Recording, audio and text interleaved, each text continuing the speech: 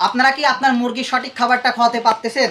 অর্থাৎ আপনারা মুরগির বাচ্চা তো নিয়ে আসতেছেন, মুরগির বাচ্চা নিয়ে আসার পরে আপনাদের প্রথমে জিরো খাবারটা দিয়ে দিচ্ছে, অর্থাৎ জিরো যে ফিডটা আছে ওইটা দিয়ে দিচ্ছে।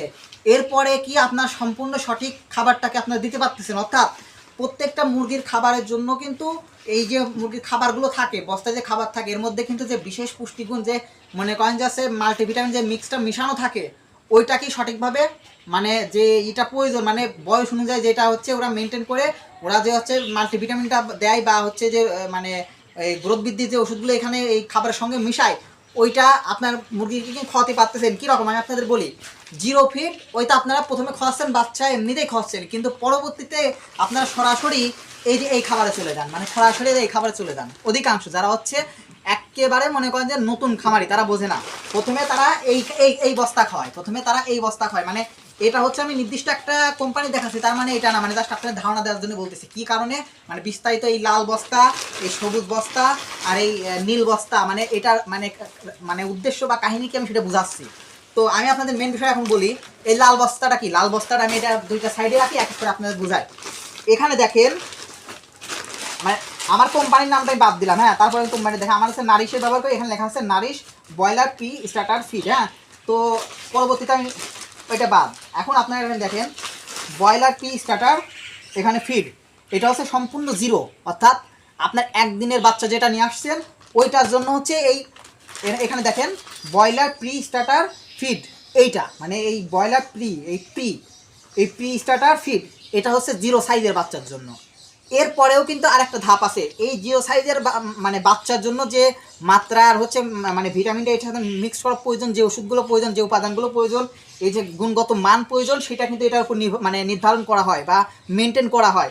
এরপরের ধাপে মুরগির যতটুকু প্রয়োজন হয় সেটাও কিন্তু আলাদা নির্ধারণ করা হয়। কীভাবে বোঝায় এটা কিন্তু মাথায় রাখবেন, ব্রয়লার প্রি স্টার্টার ফিড, হ্যাঁ। এরপরের যে ধাপটা ওইটা হচ্ছে যারা নতুন খামারি তারা বোঝেন, আমি তাদের জন্য ভিডিওটা বানাচ্ছি। এখন যারা বড় খামারি আছেন মানে অলরেডি অভিজ্ঞ, তারা বলবেন যে এগুলো জানি, তাদের জন্য না। কিন্তু এবার এখানে এইটা দেখেন, এখানে দেখেন এমনি কোম্পানির নাম বাদ দিছি, এখানে লেখা আছে কিন্তু প্রি নাই, দেখেন ব্রয়লার স্টার্টার ফিড, এটা ফিড মানে যদিও মুছে গেছে, মানে আমরা এটা ব্যবহার করি অনেকদিন ধরে।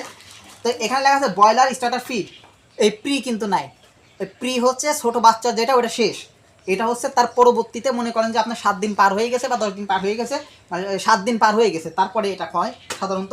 তো ব্রয়লার স্টার্টার ফিড এইটা কিন্তু আপনার মনে করেন যে হচ্ছে মানে মধ্যম মুরগি যখন মধ্যম অবস্থায় থাকে তখনকার জন্য কিন্তু এই ব্রয়লার স্টার্টার ফিড, হ্যাঁ। এইখানে পি নাই, ব্রয়লার স্টার্টার ফিড। এখন এইটার যে মান, এই মধ্যম পন্থায় ওই মুরগির মানে যে পরিমাণ পুষ্টিগুণ, যে পরিমাণ উপাদান গুণগত মান প্রয়োজন, এই এই খাদ্যের মধ্যে কিন্তু থাকবে। অর্থাৎ আমি এই যে লাল বস্তাটা দেখলাম বাচ্চার জন্য, এইটাই যে পরিমাণ পুষ্টিগুণ থাকবে এটা কিন্তু তার ডবল থাকবে, মানে দ্বিগুণ বা কয়েক গুণ, মানে আমি দ্বিগুণ বলতে পারবো না, কিন্তু তার কয়েক গুণ থাকবে, মানে বেশি। মানে এটা মনে করেন 1 টাকা, এটি মনে করেন 2 টাকা, মানে বিষয়টা এইরকম। আমি আপনাদের মানে বুঝাতে চালাম, মানে এটা মূল্য বেশি, মানে পুষ্টিগুণের দিক থেকে এটা মূল্য কম, এটার হচ্ছে বেশি। তো এখন প্রথম জিরো, এটা হচ্ছে মধ্যম। এরপরে আপনাদের নিয়ে আসি, সেটা হচ্ছে এই যে এইটা, আমি কিন্তু এখানে এবারও কিন্তু কোম্পানির নামটা কিন্তু বাদ দিয়ে দিচ্ছি শুধু আপনাদের বোঝানোর জন্য, কারণ একজনে কিন্তু কোম্পানি আলাদা হতে পারে, এই জন্য।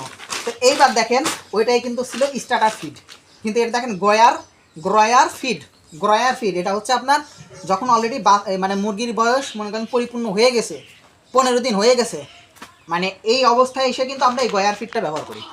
মানে এটা হচ্ছে আপনার সম্পূর্ণ বড় যে দানাদার খাদ্যটা, বড় বড় সাইজের, এইটা এই নীল কালারটা ছিল কিন্তু আপনার হচ্ছে মধ্যম পন্থা, আর লালটা ছিল কিন্তু একদম মানে জিরো, এটা জিরো মানে একেবারে গুড়ি গুড়ি, মানে অনেকটা ইয়ের মতো মানে গুড়ের মতো, যে ধানের গুঁড়া হয়ে যায় অনেকটা ওই রকমের কোয়ালিটির। তো এইটা হচ্ছে গয়ার ফিড, এইটাই হচ্ছে হাই কোয়ালিটি সম্পূর্ণ, মনে করেন হাই প্রোটিন, মানে হাই প্রোটিনযুক্ত যে খাবার প্রয়োজন এটার মধ্যে সেটা মেনটেন করা হয়। এর সাথে কিন্তু আমরা আপনাদের আর একটা ওষুধ রিকমেন্ড করছিলাম, ওইটা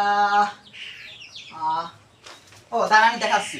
তো এই গয়ার ফিডের সাথে কিন্তু আপনারা এই একটা জিনিস মিক্স করতে পারেন আপনার মুরগির গ্রোথ বৃদ্ধি করবেন। তো এইটা আমি আপনাদের এই ভিডিওর শেষে দেখাচ্ছি, মানে কোনটা ব্যবহার করবেন। তার আগে আমি একটা জিনিস বোঝাই তাইলে, ওই প্রথমটা কিন্তু আপনার হচ্ছে প্রি স্টার্টার ফিড, মানে ওইটা আপনার প্রি স্টার্টার ফিড, তারপর এটা কিন্তু প্রি বা খালি স্টার্টার ফিড। আর এটা হচ্ছে সর্বশেষ সবচেয়ে বড় যে খাদ্যটা বড় মুরগির জন্য 15 দিনের পরে যেটা ব্যবহার করবেন, ওইটা হচ্ছে গয়ার ফিড। গ্রয়ার ফিড, এটা মানে গ্রোথ বৃদ্ধির জন্য সব থেকে বেশি কাজ করবে এইটা। মানে 3 স্তরের কিন্তু একটা ব্রয়লার মুরগির খাবার হয়, বুঝতে পারছেন? মানে এটা আপনার মাথায় নেওয়া লাগবে। এবার এই ব্রয়লার মুরগির এই যখন হচ্ছে আপনার এই গয়ার ফিড ব্যবহার করবেন, অর্থাৎ বড় ফিড ব্যবহার করবেন, তখন কিন্তু আপনার মুরগির সর্বোচ্চ গ্রোথ বৃদ্ধি করার জন্য 2টা জিনিস ব্যবহার করা প্রয়োজন। তো আর একটা ওষুধ দেখে আমি খুঁজে পাই কিনা, এই যে একটা, মানে এটা হচ্ছে পানির সাথে, আর একটা আছে খাবারের সাথে, মানে খাবারের সাথে মিশানো একটা, এইটা হচ্ছে পানির সাথে চিট্টনিক। ভাই আপনার মুরগি যদি গ্রোথ বৃদ্ধি না পায় এই ওষুধ খাওয়ানোর পরে, ভাই তারপর আমার কাছে বলবেন যে আপনার মুরগির গ্রোথ বৃদ্ধি পায় নাই। মানে ভিডিও বড় হয়ে যাচ্ছে তাই সংক্ষিপ্ত বললাম। এই মানে চিকটনিক যে ওষুধটা দেখালাম, এই চিকটনিক ওষুধের বিস্তারিত আমার মানে ভিডিও অলরেডি আমার ফেসবুক, ইউটিউব, টিকটক সব জায়গায় আপলোড করা আছে, আপনারা চাইলে দেখে নিতে পারেন। এখানে থাকেন, আমি আপনাদের এই খাদ্যর সাথে যেটা মেশানো প্রয়োজন ওইটা আমি আপনাদের দেখাচ্ছি। ওখানে থাকেন, আমি দেখাচ্ছি। এই যে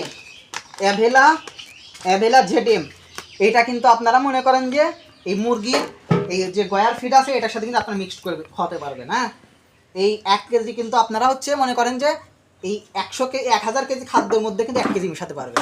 অর্থাৎ এই 50 কেজির ভিতরে আপনি সর্বোচ্চ 20 গ্রাম মিশাতে পারবেন। মানে 50 কেজি খাদ্যের বস্তার সঙ্গে আপনি 20 গ্রাম এই অ্যাভেলা জেডএম খাওয়াতে পারেন, বুঝছেন?